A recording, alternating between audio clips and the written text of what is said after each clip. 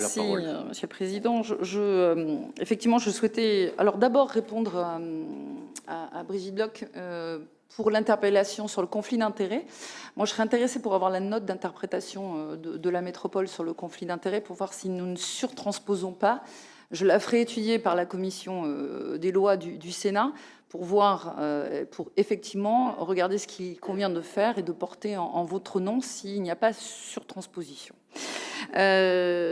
Sur la GLR, oui, nous avions, enfin, Nicolas Florian avait décidé effectivement de suspendre l'opération d'aménagement urbain sur la zone de la Chalère, mais en proposant des installations et notamment des fermes urbaines.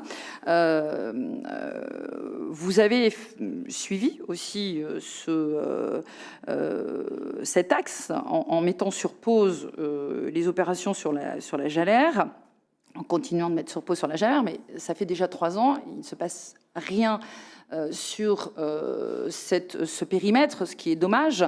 J'ai eu, il y a peu de temps, et M. Padato n'est pas là, mais j'aurais aimé lui dire que j'ai rencontré, et ils ont beaucoup de mal à rentrer en contact avec lui, la Ceinture Verte. Ce sont des coopératives d'intérêt collectif, des SIC, qui fédèrent des acteurs de la filière agricole et des citoyens engagés sur un territoire pour installer des maraîchers et leur garantir un revenu décent. La coopérative est propriétaire et elle loue effectivement à des maraîchers, mais dans des conditions qui sont de très bonnes conditions.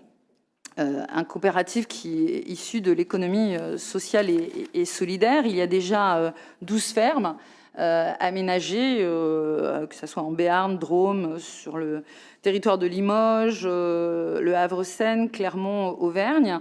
Et il me semble que ce serait quand même assez intéressant d'avancer rapidement. Donc, je souhaitais vous saisir effectivement de cette opportunité et j'espère que je vous confierai les coordonnées, vous arriverez à les joindre assez rapidement pour avancer avec eux parce que je pense que ce site mérite parfois de pouvoir avancer et d'abriter des projets de ce type et d'avancer assez rapidement sur des projets de ce type.